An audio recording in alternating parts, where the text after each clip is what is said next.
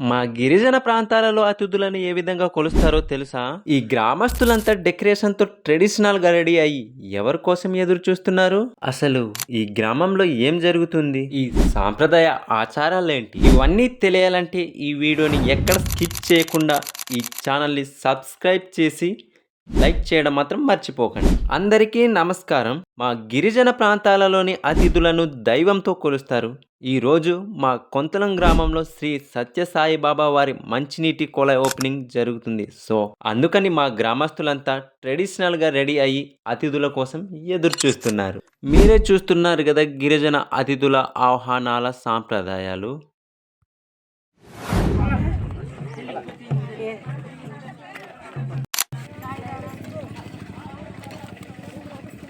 పక్క గ్రామాల నుంచి అతిథులు మాత్రం చాలా ఎక్కువ మంది వస్తున్నారు. మీరే చూస్తున్నారు కదా మా యొక్క గ్రామస్తులు ఏ విధంగా భోజనాలు ఏర్పాటు చేస్తున్నారో అతిథుల కోసం.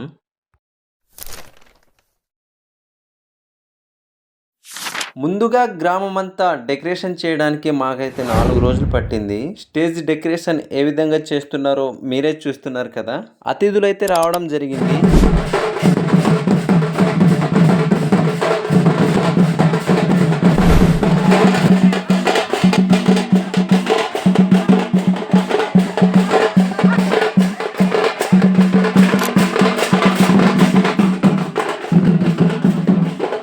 మీరే చూస్తున్నారు కదా మా గ్రామ మహిళలు ఏ విధంగా ఎదురు చూస్తున్నారు.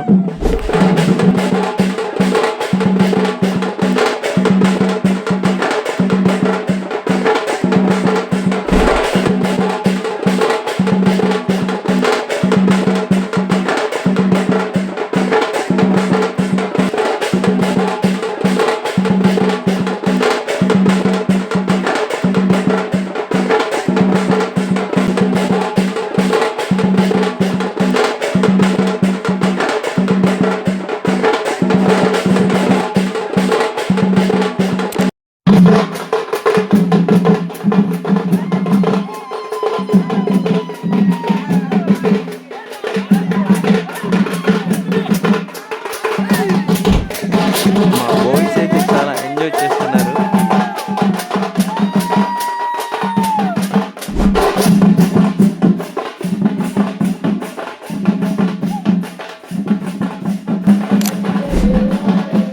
శ్రీ సత్యసాయి బాబా వారి మంచినీటి ట్యాంకునైతే రిబ్బన్ కటింగ్తో ఓపెన్ చేయడం జరుగుతుంది. మా కుర్రోళ్ళు అయితే ఇంకా తగ్గేదే లేదని దిమ్స్ అయితే మామూలుగా వేయట్లేదు. మా గ్రామంలో ఒక్కసారిగా పండగ వాతావరణం అయితే మెరుకుంది.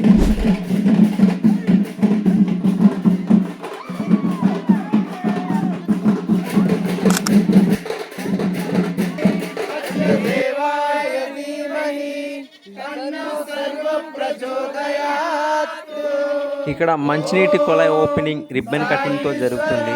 ఆ విజువల్స్ మీరే చూస్తున్నారు కదా.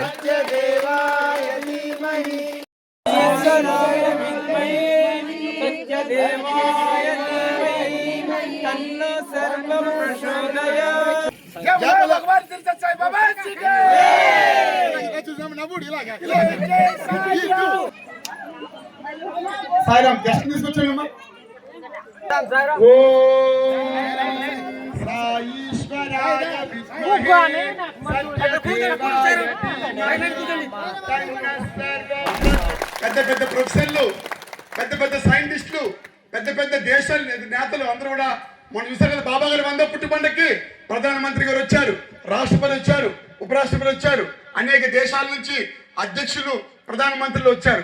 దేనికోసం వచ్చారు? ఇంతలోపు మూర్తి సాయిరాం శ్రీ సత్యసాయిబాబా కోసం కొన్ని విషయాలు అయితే చెప్పారు. ఆయన ఎనర్జీ వేరే లెవెల్.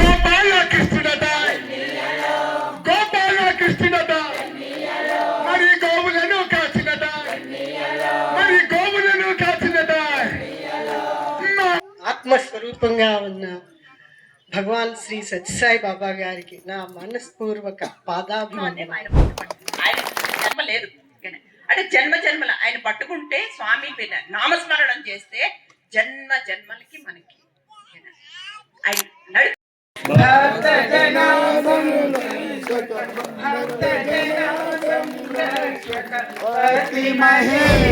శ్రీ సత్యసాయి బాబా వారి హారతితో ఈ యొక్క కార్యక్రమం ముగిసింది. తర్వాత అతిథుల కోసం ఏర్పాటు చేసిన భోజనాలు చేయడానికైతే అందరము వెళ్ళిపోయాము. చాలా చక్కగా భోజనాలు ఏర్పాటు చేశారు. మహిళలు కూడా చాలా నీట్గా ఒకే లైన్లో రావడం జరుగుతుంది. మీరే చూస్తున్నారు కదా. భోజనాలు ముగిసిన తర్వాత మళ్ళీ దింస కార్యక్రమం అయితే మొదలు పెట్టాము.